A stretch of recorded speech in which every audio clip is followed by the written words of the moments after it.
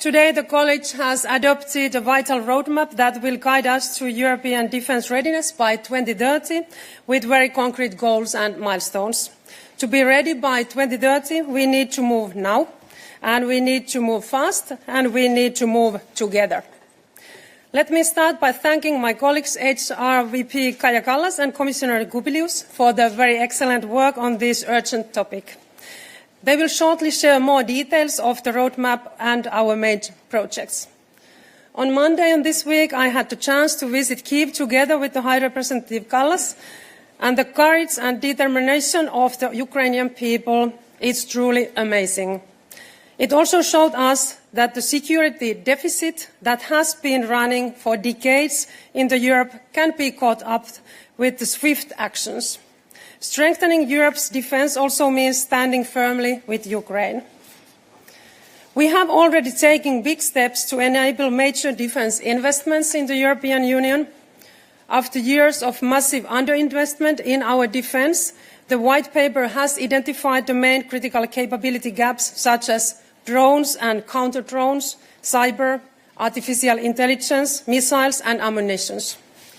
We have then proposed a massive defence package of €800 billion in our Rearm Europe plan Readiness 2030. Precisely to support our member states and our defence industries, thanks to the activation of the National Escape Clause of the Stability and Growth Pact, as well as through our Safe Loan instrument. That is what has happened already. In 4 years' time, our member states, 4 years ago, our member states, they were investing €218 billion in defence. And by this year, it's estimated to reach €392 billion. So in 4 years' time, it has been almost doubled how much member states are allocating now funding to defence. So our message is clear. Europe is stepping up. Europe is investing in its defence, and Europe will be ready to defend itself. But the European Council is right. We, of course, need to be able to measure also our progress, and we propose to do it annually with this roadmap. We need clear objectives and milestones to close these capability gaps, to further accelerate our joint defence investments across member states, and also to guide the EU's progress towards full defence readiness by 2030. In the next MFF, we have proposed substantial increase in defence spending. Within the European Competitiveness Fund, Defence and Space, we are proposing 5 times more funding than we have today.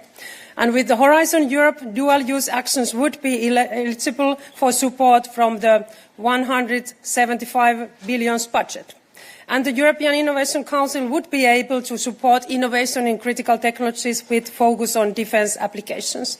And in addition, also, we are proposing to allocate 10 times more funding to military mobility than we have in the current MFF. Today, we are proposing to the European Council 4 initial European flagships: the European Drone Defence Initiative, the Eastern Flank Watch, the European Air Shield, and the European Space Shield. And why these flagship projects? Because our response needs to be a collective one. Because an attack on one of our member states is an attack on our entire Union. These flagships, they will reinforce Europe's ability to deter and defend across land, air, sea, cyber and space, while contributing directly to NATO capability targets. The European Council will make the decision, and if the threat landscape changes, can add also new European flagships. Later this year, we will also present 2 additional initiatives to support our readiness, military mobility package and also the technological transformation of defence industry. Military mobility is a very crucial horizontal enabler to ensure European security and defence. The White Paper identified over 500 hotspot projects to military mobility that needs to be also addressed urgently.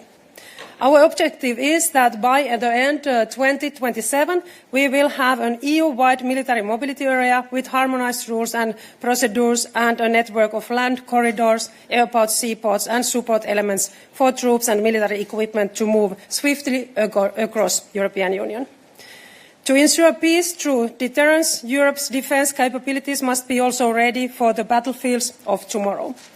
Those that develop their own technologies will be the strongest and least dependent. We want to make sure that the European defence industry is in the forefront of this work. But now I would like to give the floor for High Representative Kaja Kallas.